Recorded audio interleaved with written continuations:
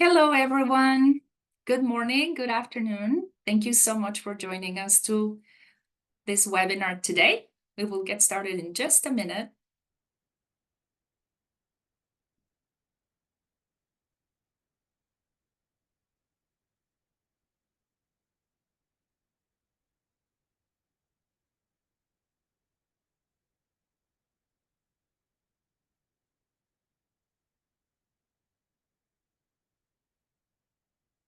Okay. Hello, everyone. Thank you so much for joining us today. My name is Diana Pais. I'm a Senior Director for Energy and Mobility here at the William Davidson Institute at the University of Michigan. I am joining from Ann Arbor, Michigan, but very excited to take a little tour around the world to learn about electric mobility transition in 3 very different contexts. We're delighted to be able to host today 3 experts from Mexico, Costa Rica, and the Philippines who will be sharing with us some of the lessons from their own work, some of the specific features of their countries and local contexts, and some of the opportunities associated with the transition to electric mobility. I encourage all of you to say hello and share where you're joining from in the chat, and also to think about any questions or topics you would like for us to discuss during the Q&A portion of this event, and use the Q&A box to share those ideas with us.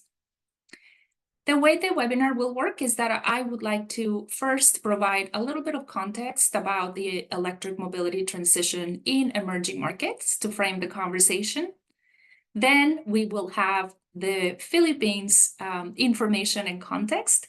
We will then move to Mexico, and we will close with Costa Rica. We will then bring all of the panelists back together to have a discussion. And again, I encourage you to share any questions using the Q&A box. So first, William Davidson Institute at the University of Michigan is a nonprofit institute affiliated with the university with our mission to support economic growth in low and middle income countries. We do this by generating insights grounded on research, and in the energy and mobility sector and team, which is where I work, we are quite focused on supporting innovators and entrepreneurs tap into new opportunities brought about by the transition to electric mobility. We develop knowledge and tools to help drive innovation in these sectors, highlighting the innovations we are seeing in different businesses in different contexts. And last, we craft and implement multifaceted partnerships around and across sectors and markets to be able to support the energy and mobility transition. As I mentioned, we are, of course, in Michigan, and just want to share very briefly why this is such an important topic here in Michigan as well. So even though our work is focused on low and middle income countries, we draw expertise and learnings from the experience here in Michigan, which is the birthplace of the automotive industry in North America, which has very innovative policies around the transition to electric mobility and more broadly, the energy transition. There is a big push to increase competitiveness in terms of the electric vehicle market here in the state, including not only for cars, but also RVs, ferries, and all kinds of different mobility technologies. There is also a big push to revitalize Detroit, which has become really a hub for innovation in the energy and mobility sector. And last but not least, we have universities, community colleges, and all kinds of educational organizations really dedicated to enabling the transition to electric mobility by developing new programs and new partnerships with industry across the state. And again, before we dive into inviting our panelists to share their experiences based on their own markets, I want to touch and provide a little bit of context to this transition to electric mobility globally. The challenge that we have if we take a step back is that emissions from transport are a key contributor to climate change, air pollution, and many different considerations. When we are talking about shifting to electricity, using electricity instead of fossil fuels, we are talking about the most efficient way to power all kinds of vehicles. Ideally, we also want to make sure that we're using clean energy to manufacture and charge electric vehicles, and that we're also keeping in mind circular economy perspectives as we are designing these new products. Making this shift from manufacturing, operating, and maintaining internal combustion engine vehicles to electric vehicles is a really, really big task. And it is difficult for really every single country around the world that is right now focused on making this shift work. And it can be particularly difficult in resource-constrained environments. Entire markets and value chains have to change, and it really necessitates commitment and collaboration from across sectors. So there's a lot to do to be able to make this transition possible, as smooth as possible, and also inclusive. We believe that there are solutions and very, very many high potential approaches to be able to support this new technology. However, there is a need to develop actionable insights, to share knowledge, and to develop and also implement partnerships that can help us advance more quickly toward our goals. And then very briefly, just a global overview of where we are in the transition. First and foremost, this changes very, very rapidly. So at WDI, we are constantly monitoring industry trends and understanding the different implications of this transition in several key markets. Overall, market growth has continued this year, although the pace of growth really varies by region and is concentrated in some of the biggest markets. As you can see here, EV sales continue to increase depending on the region. And a very important point is that electrification of transport is happening across different segments at different paces. It is not only about cars, but also about motorcycles or three-wheelers or electric bikes as well, in addition to, as I mentioned earlier, ferries and all kinds of different vehicles. In various markets, sales of internal combustion engine vehicles are declining, and analysts believe that they will never recover. The side of the government, when we think about the policy framework, that is also very important in enabling this transition. We see an increase in policies geared towards banning the sales of new internal combustion engine vehicles in the next decades to come. And we believe that this type of policy action will continue because it is a key lever to be able to promote and foster EV adoption across markets. So this is just to give you a sense of what's happening around the world. Every market, of course, is different, and there is a lot to learn by just understanding some of the local context and the priorities in different places. This is why, again, we're so excited to be able to host this webinar today. Next, I will invite Audi Vergara, Director of the Apple the App Foundation, to please join me and talk a little bit about their work in the Philippines, working to enable electric mobility. Welcome, Audi. Hi, good morning. Thank you, Diana. Thank you to the William Davidson Institute as well for hosting this wonderful webinar. Our foundation is thrilled to be here today. My name is Audi Vergara. I'm the Executive Director of the Apple the App Foundation. We are playing a significant role today helping drive the Philippines forward. Next slide, please. So I'm not sure how many of you are familiar with our organization, but you might be familiar with the person who's behind it.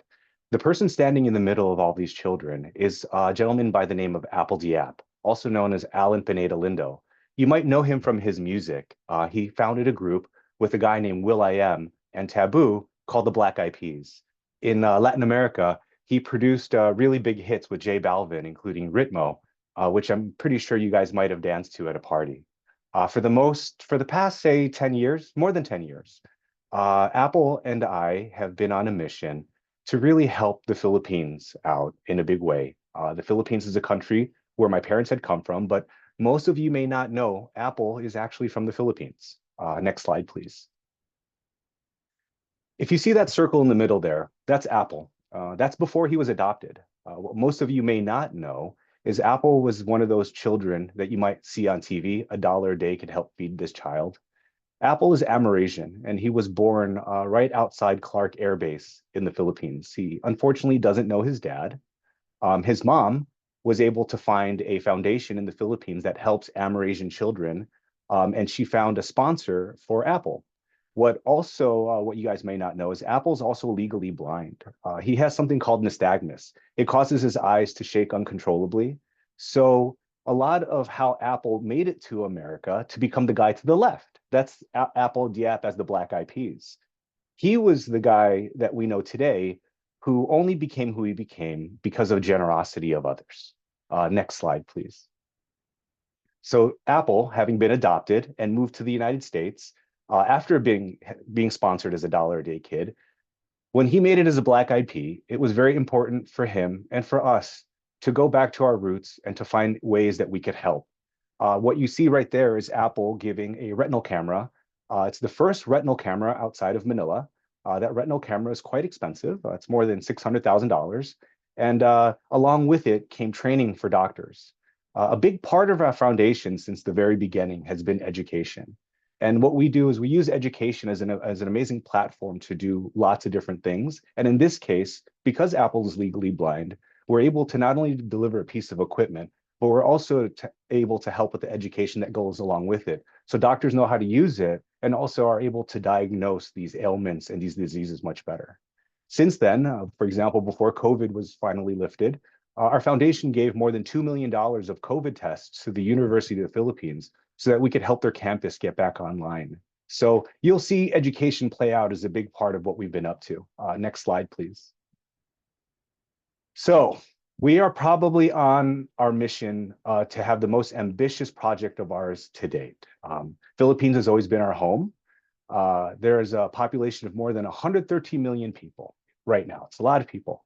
The Philippines is made up of more than 7,000 islands. So imagine, it's not just one roadway that connects everything. There's waterways in between. There's some key cities that you're probably seeing online right now. Philippines is really having a spotlight in the media.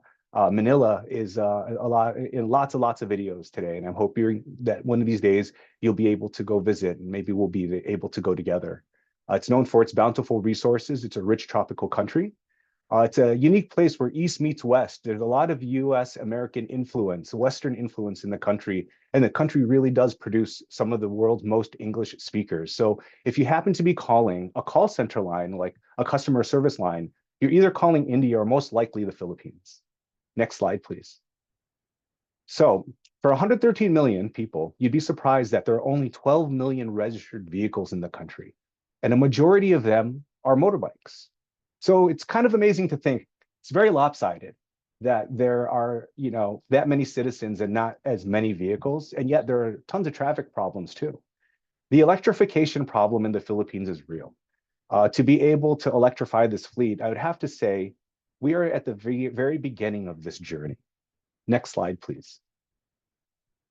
This right here is a very good look of what Philippine electrification looks like today. It's funny because I come from the States, and in the States, we have Tesla. So in our market, where we already still experience range anxiety, in the Philippines, they definitely experience range anxiety, but there's also a lack of technology. What you see here is pretty common in the Philippines. It's also something that's also accessible when compared to other forms of e-mobility. So right now in the Philippines, adoption is really, really limited. Part of it is the availability of what's to buy, but also it's the cost of things. There are not really great resources set up right now to help citizens buy these vehicles, let alone even the private and public sectors to be able to do national projects that could help promote wide-scale adoption. So when I say we are at the very beginning of e-mobility in the Philippines, I really do believe that. And these vehicles, you'd be surprised, they're everywhere, all over the place. And it's kind of fun to see, but it's also creating a problem too, because our country is not equipped with the technical experience to even repair these vehicles. So to Diana's point earlier, there's a really big opportunity for circular economy to emerge out of this. And in the Philippines, it can go one of two ways. This either becomes trash or this becomes something part of a much greater thing. Next slide, please. So the Philippines is underdeveloped. Right now, I would have to say in our elevator going up, right now is the best time for the Philippines to interact with others. And that's why I'm so thrilled for us to be here. Because through these types of interactions, we could learn from your countries to find out how you guys handled your charging infrastructure, because in the Philippines, it really doesn't exist yet. I'd really like to know what policies you guys put in place, where it's like, for example, in Costa Rica, 1 in 4 new vehicles that are purchased are EV. That blows my mind. I would love for Philippines to get there too. And we'd like to find out how you guys did it. So maybe we could adopt some of those best practices, because our law, the CREVI in the Philippines, is new. It's not really enforced completely yet, but over a period of time with these dedicated efforts, it will, and it will improve. But it's going to have to be met with a lot of gap closures. There's a dependence on imports, which causes our market in the Philippines to have such a huge hurdle to get over. If you guys could believe, an ICE-powered vehicle is 2 times, or sorry, an EV is 2 times more expensive than a gas-powered motorbike. So we have a lot to have to get over, and even the workforce. So right now, if there's a time for our country to collaborate, it's right now, and we welcome with open arms. Would love to have that conversation with you. Next slide, please. And to wrap up, so it's not all doom and gloom in the Philippines. We are very dedicated to helping get this rocket ship going. In March, our foundation signed an MOU with the Asian Development Bank. It allows us to explore the creation of the Philippines' first EV Center of Excellence. At this Center of Excellence, it's intended for us to be able to have education that we'd be able to bring to citizens to help with repair and infrastructure installation. But it's also within the local governments. It's helping the decision makers who help really build these cities and helping provide them the right information and access to things, which we believe a lot are going to come from Michigan. At least that is our hope. Where there is the birthplace of the automotive industry, we have lots to learn, down to how they're even moving people into the future of work. The Philippines is not without its challenges, but we really do believe that there are solutions around us, and it's in the greater of all of us that we hope to achieve this. So very much thank you for having us today. I hope this provides just a glimpse into our market, and I look forward to answering any questions you have later. Thank you very much. Thank you so much, Audi. That was wonderful and gives me already a lot of food for thought and for discussion later. As a reminder, please pop any questions you might have for Audi or follow-ups in the Q&A box. Next, I would love to invite Cynthia Lopez from Desarrollo Económico de Ciudad Juárez in Chihuahua, Mexico, to join us and share about their experience in Chihuahua as well in this particular sector. Thank you so much for being here, Cynthia. Thank you, Diana, for the invitation. My name is Cynthia Lopez, as Diana told you. It's been a long time since I do a presentation in English, so I'll try my best. I represent, next please, an organization called Desarrollo Económico. We are a nonprofit organization in the border of the US and Mexico. You cannot see there the names, but I think the names of our cities are over there. We are state border right across the US. The objective of the organization is to improve the quality of life, and we do this through programs and projects. And one of our favorite projects this year was Chihuahua Charging Forward. Next slide, please. So I want to give you a context of Chihuahua. As I told you before, we're in the middle of the border of the US and Mexico. So the annual trade between our countries, or just in our city, is around $144 billion. So this trade comes because we have around more than 300 international manufacturing companies from around the world, and 98 of them are automotive. Here the slide, something happened with the slide, but we have 98 companies established in our country. And most of our jobs depend on the manufacturing sector. Around 60% of the jobs created on the country are based in manufacture. And as Diana said, that they were the birthplace of the automotive industry, we are the birthplace of the manufacturing industry also in the country. Another interesting thing about our border is that we have 5 different crossings with 2 different states, with Texas and with New Mexico. And of course, we have a partnership with the William Davidson Institute and the state government. So I'm going to present some of the things we've done in collaboration with the state government and with the William Davidson Institute too. And the opportunities we see is that the increase of the EVs sales globally and also in Mexico. As you can see in the slide, the increase in the sales in Mexico is around 100%. Also, as the Philippines, we have several challenges, maybe with talent, with EV infrastructure, but we also we're working so the talent, so the workforce can have like this interest in for STEAM areas. Next slide, please.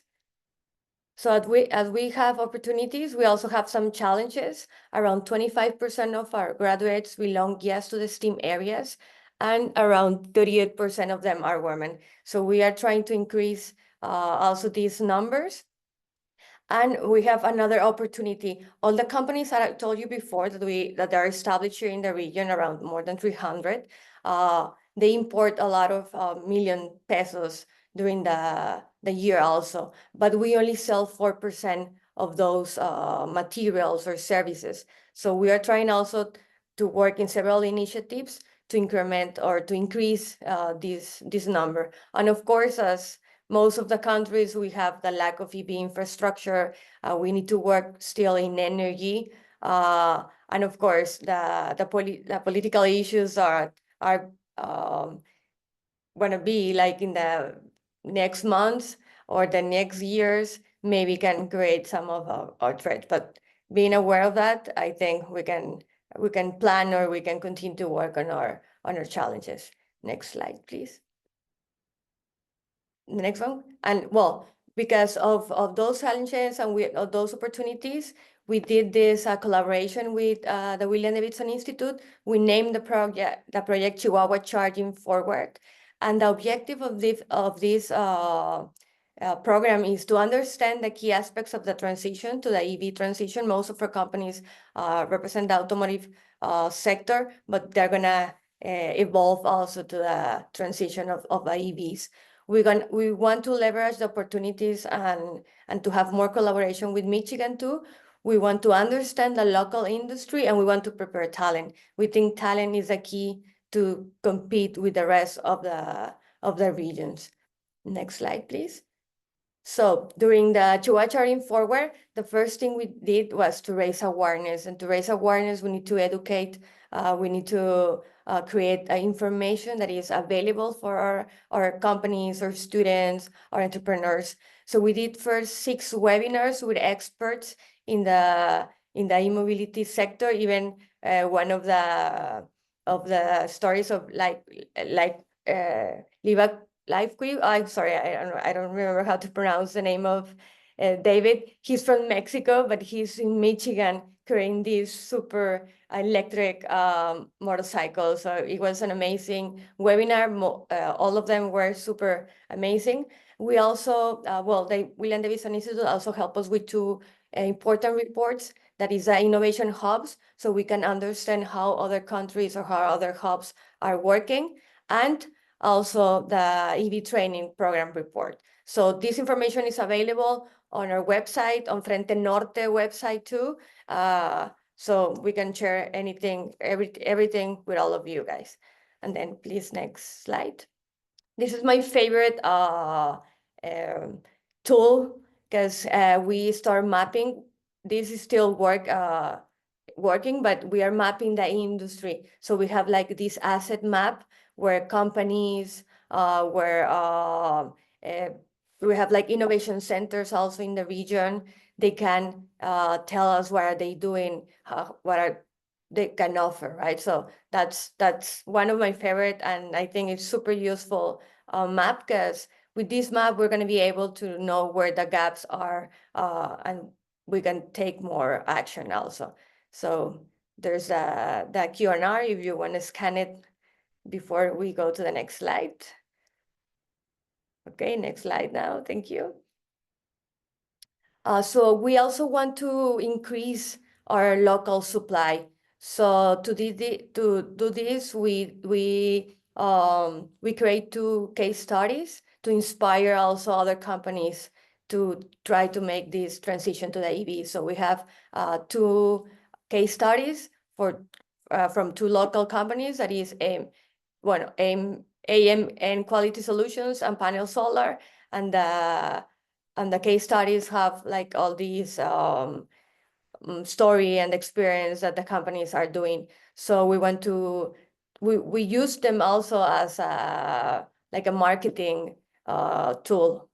So you can look for them also in the webpage. Diana, I'm seeing that Diana already posted on the message chat the link to the project. So next slide, please.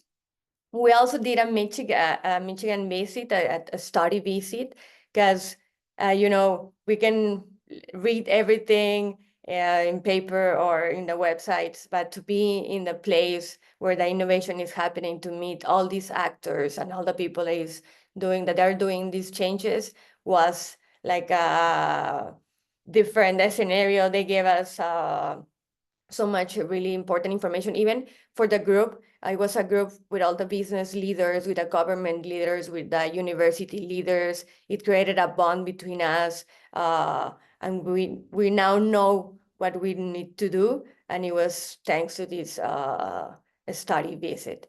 Actually, this is the second trip we do to Michigan, because we did another study visit like 3 or 4 years before. So next slide, please.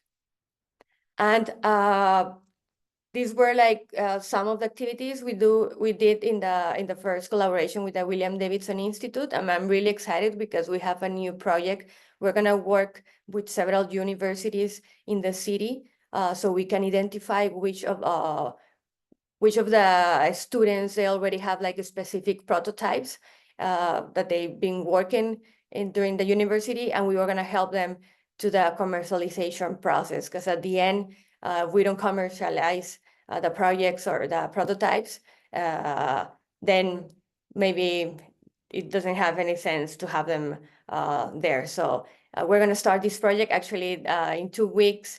Diana is coming to Chihuahua, so we are really excited about it. We're gonna talk about the Chihuahua Charging Forward and also about this new project. So thank you very much. I hope to answer your questions also when we finish. Thank you, Diana. Wow, thank you so much, Cynthia. You did amazing, and it's so cool to just hear in your own words, you know, just in terms of this collaboration. Certainly, we're very familiar with all of the activities, but just getting your perspective as well, because you experience your local context, of course, day in and day out, and just the way you framed also those takeaways are very helpful. Some common threads with Audi, I think, in terms of talent, specifically in terms of the scale of the transformation needed. And I think all of those will give us a lot of food for thought as well, and for conversation during the Q&A.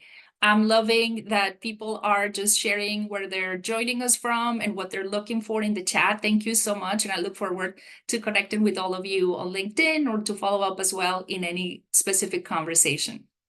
And now, speaking of talent, I'm very excited to welcome us as well Octavio Jimenez, who is the founder and current executive director of the Instituto SEA in Costa Rica, which is really focused on training related to electric vehicles. And they are one of the top training institutes in the LATAM region. We've learned a lot from them. I also want to say, just before I pass it over to Octavio, that recently we had the pleasure of hosting Octavio and his colleague Tilso Castro, as well as Audi Vergara here in Michigan. Just going back to that thought about connecting and developing bonds and relationships that can be really helpful to all involved. So without further ado, Octavio, please take it away. Thank you very much, Diana, for having me, and good morning, everyone. Good afternoon there. So I only have 7 minutes, so I'm going to start right now, okay? The SEA Institute is a para-university institution of higher education with 25 years of experience in automotive technology and electromobility or e-mobility. We offer 2-year programs similar to an associate degree at community colleges in the United States, where after finishing their studies, the students can work to the labor market, or they can continue their studies in a related university degree. Next, please. So let's talk about my country, one of the friendliest and happiest in the world, the country of Pura Vida. Next, please. In Costa Rica, we have 231 vehicles per 1,000 inhabitants. Actually, in Latin America, this amount is only higher in Argentina and Mexico. By the way, the main means of transportation in Costa Rica is the bus. Next, please. Now I will show you our energy matrix. In fact, as you can see at the slide, 95% of our electricity is generated from a renewable energy. This makes sense for the country to aim for a fleet of zero emissions vehicles powered by clean energy instead of fossil fuels. Next, please. Let me tell you that Costa Rica, as a regional leader in sustainability, has set the goal of being carbon neutral by 2050. As I mentioned in the previous slide, our main means of transportation is the bus, and more than 41% of emissions come from the transportation sector. This is why the National Decarbonization Plan places a strong emphasis on electric mobility and the adoption of these clean transportation energies. Next, please. Let's take a look at the Costa Rica long-term vision. By 2025, motorcycle fleet growth should be stable, and some standards will be adopted to move towards a zero-emission fleet. Within 10 years, it is expected that 30% of the fleet of light vehicles, private and institutional, will be electric, and by 2050, 95% of the fleet will be zero emissions. And this same year, it is expected that the country will have a wide network of electric charging stations and complementary infrastructure for zero emissions technology, for example, hydrogen stations. Next, please. Let me share with you this case of success.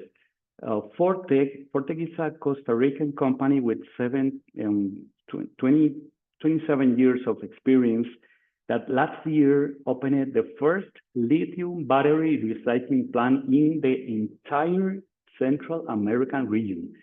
This plant has the capacity to process 1,000 tons per year, which is equal to 2,000 electric car batteries. What are we doing? Next, please. As you know, one of the concerns of people considering adopting electric vehicles is the specialized labor to keep the cars on the road. At CEA Institute, we are dedicated to preparing qualified human talent to serve this new electrified fleet. Our electromobility technical training programs have been created in partnership with other North American universities, such as ABCC in New York. In fact, we have been working successfully with them for several years in an alliance to train Latin American technicians in the United States. Our goal is to continue expanding these programs and establish new academic collaborations with other community colleges in the state of Michigan, for example, where Diana has given us a great help. Next, please. Finally, I want to tell you that since we started these electromobility programs in 2020, we have graduated more than 400 technicians from several Latin America's countries. So we really invite the entire educational community who watch this webinar to join this movement of change towards cleaner mobility without emissions, with green jobs, and people with a better level of health. Here's my contact information in case you have an additional questions or comments. Thank you very, very much for your attention.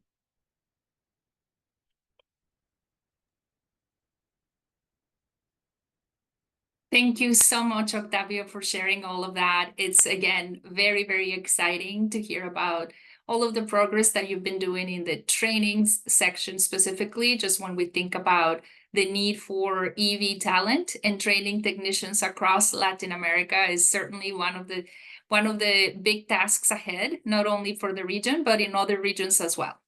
So we're really excited to be able to have this time to exchange information, to talk a little bit about your experiences, and try to identify as well opportunities for collaboration ahead. Clearly, in terms of Costa Rica, I mean, if we consider the pura vida friendliness as well as renewable energy share, I mean, I think we should all go to Costa Rica and start join that EV revolution platform as well. But there are certainly highlights from each of the different contexts. As we heard from Cynthia, specifically thinking about dynamics pertaining to the border region, to the manufacturing industry and capacity that exists particularly in Chihuahua. Every single context brings its own implications and considerations. So I would like to next have a discussion with all of the panelists, and I would like to also invite Tilso Castro to join us. I think perhaps we are all here now. Yes. And I want to invite Tilso Castro, who is an international instructor and expert in automotive technology since 2005, and he is one of the key instructors at Instituto SEA in Costa Rica, even though he is based in Colombia. And Tilso has been conducting a lot of the training programs that Octavio mentioned, so he's joining us for this Q&A session as well. Welcome, Tilso. Hello, Wonderful. hello. My name is Tilso. I am excited of be here. Thank you for the invited. You are very welcome. Thank you so much. I wonder if we can start by, just getting some reflections from each of you based on what you heard from the different experiences as well. And I wonder if I can start with Audie. Can you share a couple of things maybe that stood out for you, Audie, based on the work you're trying to achieve in the Philippines? Yeah, absolutely. I thank you again for allowing me to be here. We're thrilled to participate. And what I learned is how advanced Mexico and Costa Rica are when compared to the United States. And for example, out of Mexico, what I was really interested in seeing, I saw it on the slide, ally shoring. It's something I'd love to learn so much more about. The United States, for example, is expanding its presence in Southeast Asia, and it's playing a significant role in the Philippines right now. And it's something I'm thinking about as I think of just closer relations as that continues. And then, with Octavio, it was really awesome to see how you're now graduating technicians to take on those really ambitious goals. I mean, by 2050, to have 90% of your market being completely EV is really amazing to me, and to have that infrastructure out there. And when I met you, it's, and now in your presentation, it comes full circle. Like, wow, I could really see it. It's really happening with Costa Rica. And I can't wait to visit so we can learn directly from you guys. Thank you so much, Audie. Octavio, is there anything that also stands out to you based on the presentations?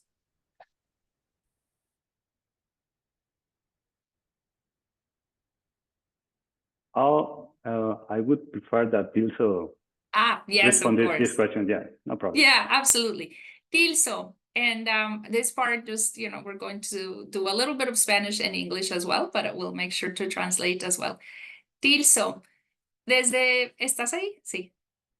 Yes, Desde tu punto de vista, Tilso, si pudieras hablar un poquito más de el tema de capacitación y los planes que tienen desde SEA para poder seguir avanzando en esta área.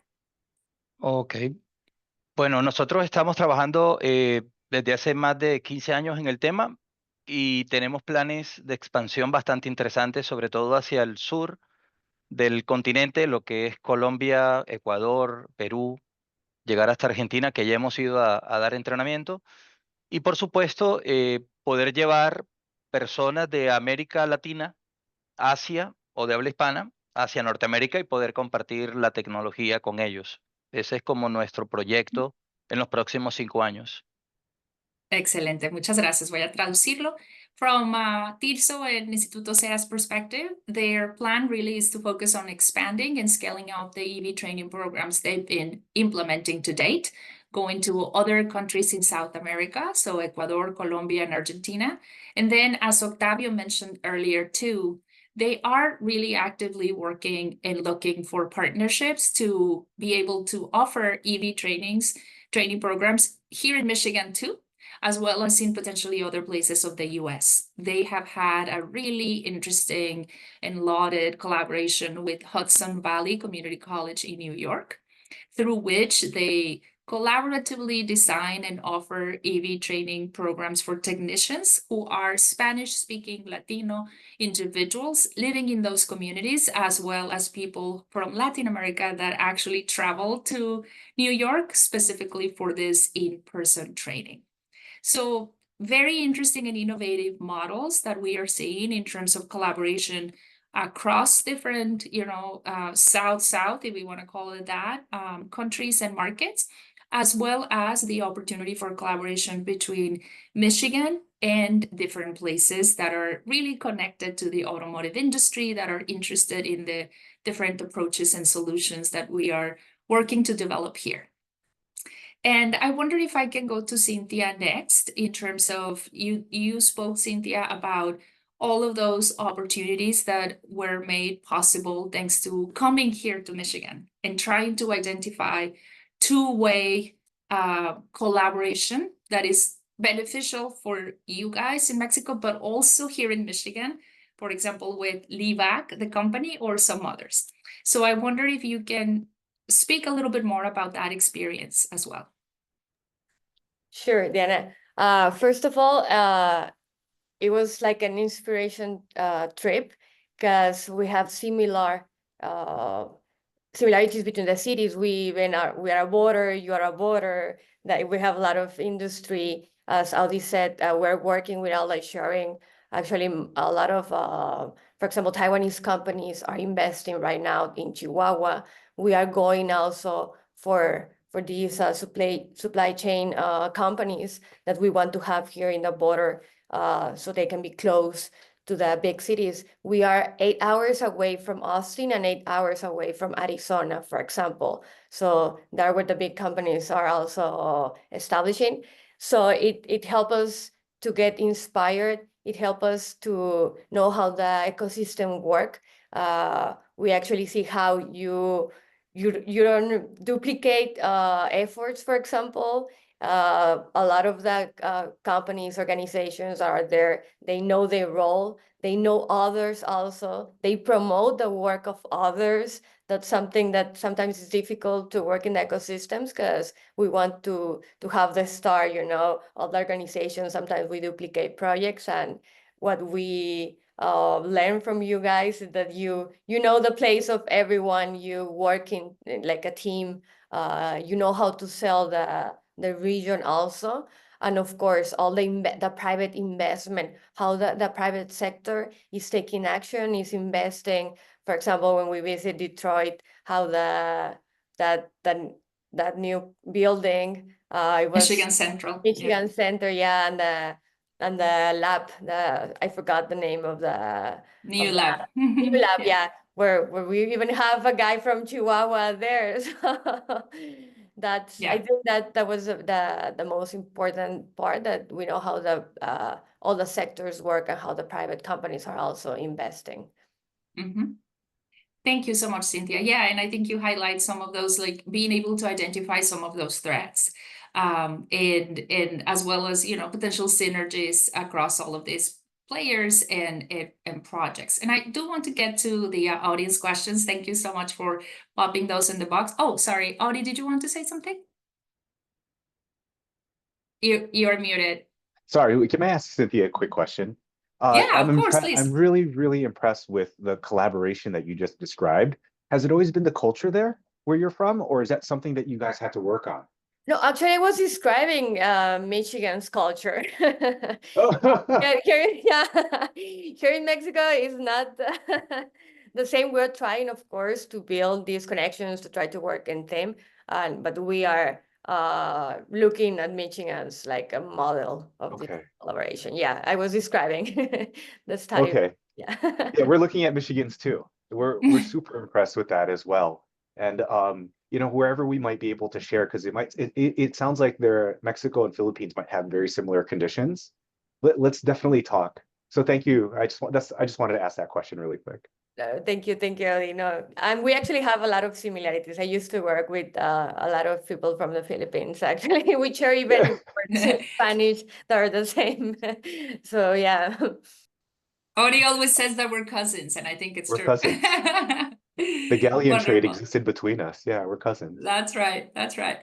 Okay, so yeah, so I do want to get to the questions from the audience, and actually I'll take one from John. So he says, great presentations from the academic, public, and philanthropic sector. Why did WDI choose to present from these versus private sector?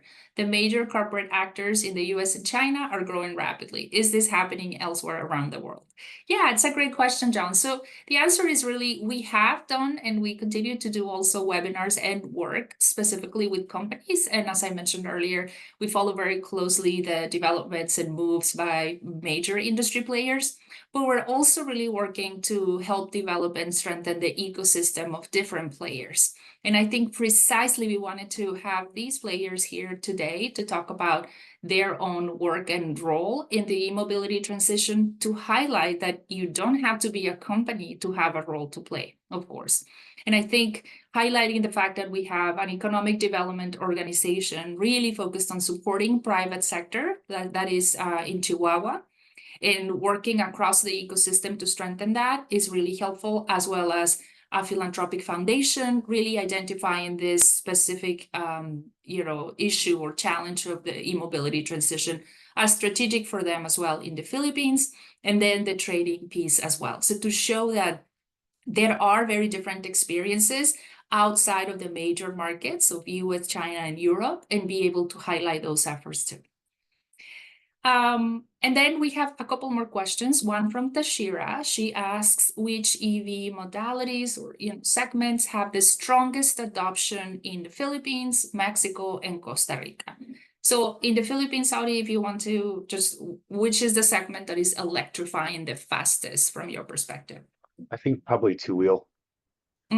Solutions around two-wheel, and you'll see it on the streets with a lot of scooters, or 2- and 3-wheel is primarily. It's also the cost entry is probably the least amount to have to get over. That makes sense, and we're seeing the same in other Asian markets that are leading the way in terms of 2- and 3-wheeler electrification, which is advancing very, very rapidly. Wonderful. I do want to just clarify too earlier. Yeah. I don't want to make it sound like there are no large auto manufacturers. There are, like BYD, Gogoro. There are large companies coming into the Philippines right now, and there's a tremendous opportunity for it to take off. So it's still early days. Absolutely. And I think you touched earlier on some of the, ally shoring and broader geopolitical context. There's a lot that we could say about that, but I think we're intentionally choosing to stay maybe a little bit away from those topics, just to show again that the point that there are many different roles, that it requires a lot of collaboration across sectors, and also a more nuanced understanding of the pace and the specifics of the transition in each different market. Octavio y Tilso preguntan en Costa Rica cuál es el segmento de transporte, sea si son coches o bicicletas o motocicletas o autobuses que está electrificando más rápidamente. O sea, ¿cuál es el segmento? Light vehicles, definitely, because we have a lot of incentives from the government. So the private sector is the main sector that is growing very fast. Wonderful. Yeah, so it's really for wheel vehicles, and we know also of really robust efforts to develop and roll out charging infrastructure across Costa Rica. Again, they've been working on this for years, so I think it's definitely a model in some ways. Each context has interesting features. And then for Mexico, Cynthia, in terms of the segment that is that we're working to electrify, I think it's also the same, but what do you think? Yeah, I think it's also the same vehicles, but well, Mexico is huge. So we're in the border, but we can see several of the cities, for example, going for electric public transportation. Monterrey, like these big cities. So I think that's a super good strategy too. And I'm a cyclist, I'm the bicycle mayor of the city. So I would love to see more bikes. I'm always pushing also for electric bikes because, you know, the impact is different, the incidents, even the noise, like it's like a perfect mean of transportation. But yeah, I think light vehicles is also the main,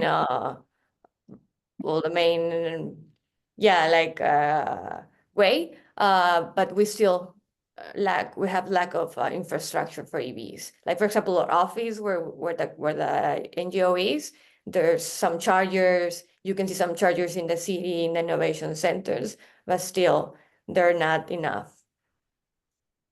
Thank you, Cynthia. And thank you for raising the point of bicycles as well, because, you know, as we're talking about, electric vehicles are, I believe, you know, the most efficient and effective solution to replace vehicles and, you know, across different segments, but that doesn't mean that they are, of course, the, you know, cure all. There's a lot of work to be done across mobility as a whole and across, you know, more ways to be able to increase the use of bicycles and build walkable cities, a whole, you know, broader universe there that is also really important to acknowledge.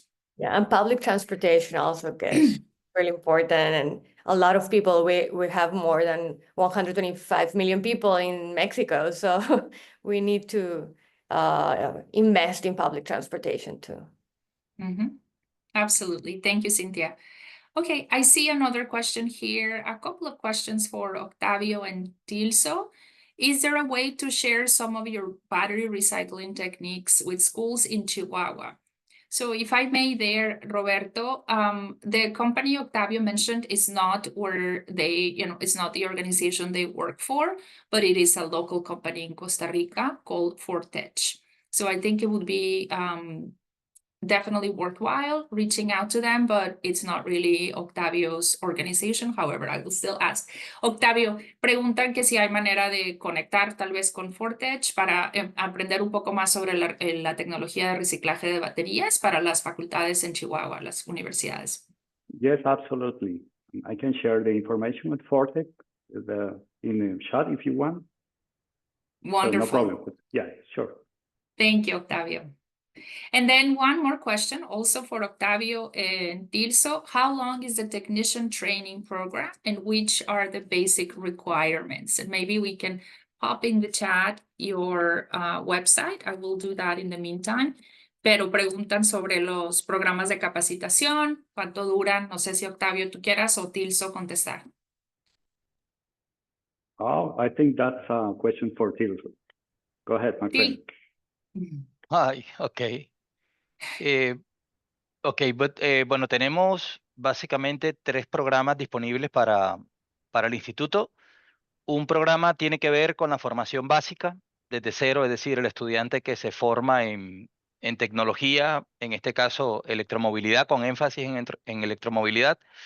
Tenemos un programa también basado en la parte ya de la profesionalidad, los técnicos que ya ejercen la profesión, que es el programa PEM.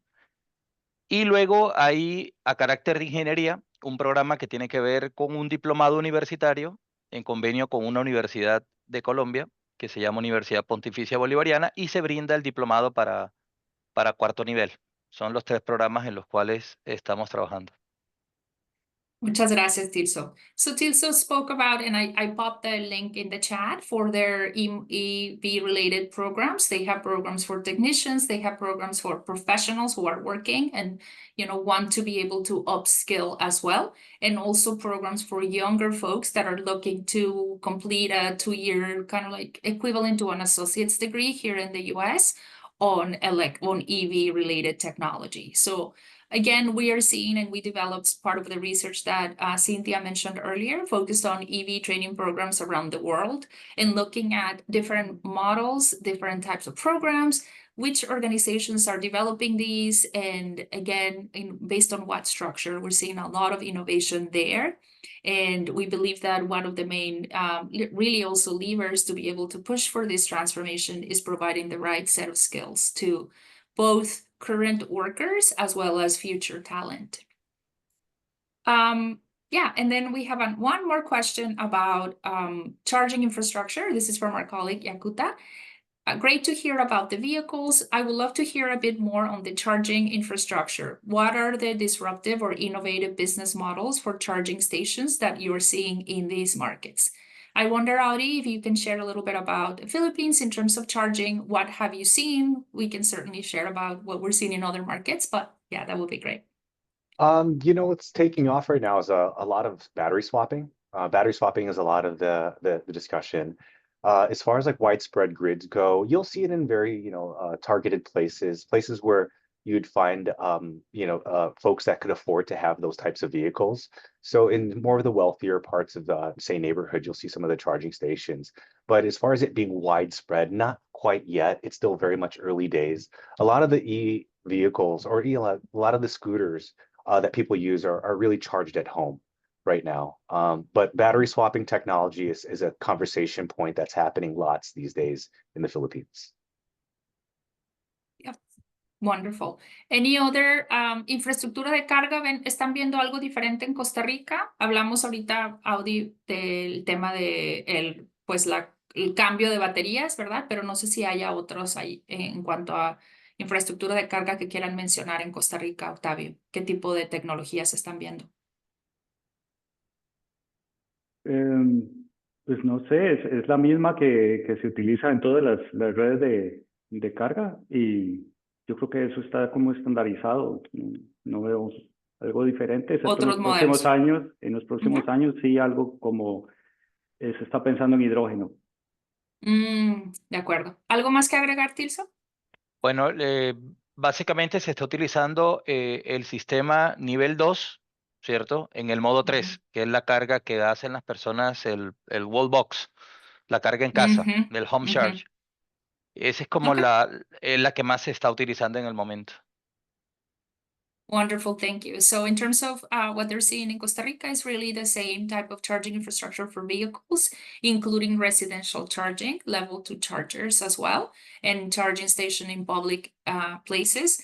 I also want to note that we've seen in other markets, including in Mexico, the development of smaller EVs that actually plug in at home in a regular outlet. They have less range, but that's also another use case that we're seeing in different markets, pop up in different markets to be able to circumvent and overcome the issue of charging infrastructure availability.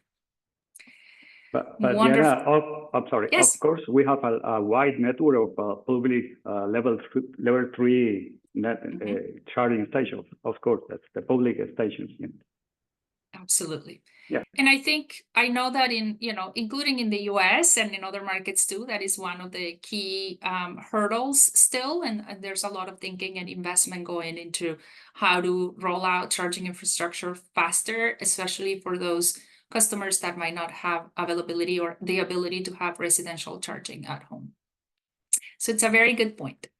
Wonderful. We've reached, I think, essentially we are at time, and I just want to leave an opportunity for our panelists to share any final thoughts or reflection, any invitation you might have for people in the audience to learn more about what you're doing, where they can find you, anything else you want to share by way of final reflection. Maybe we can start with Audi.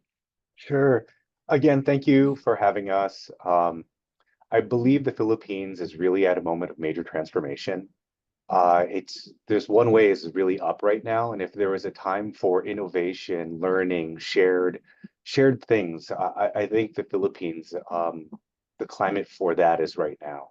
So I welcome all of you to come to the Philippines and check it out. It's a really awesome place to hang out. Some of the best party in the world to me is in the Philippines, and come and enjoy it with us, please. Thank you, Audi. Cynthia? They say the same thing about party in Juarez and Chihuahua. Yeah. We're going to have a competition. We're going to have problems here. No, just kidding. But it's true. as we're in the border, like a lot of people from the US, they also come to Juarez to party, but anytime you're welcome also to our region. Thank you, Diana. Thank you, Octavio. Thank you, Aldi. They were like amazing stories. I didn't know about Apple and that he was blind, all that. Like, well, very well.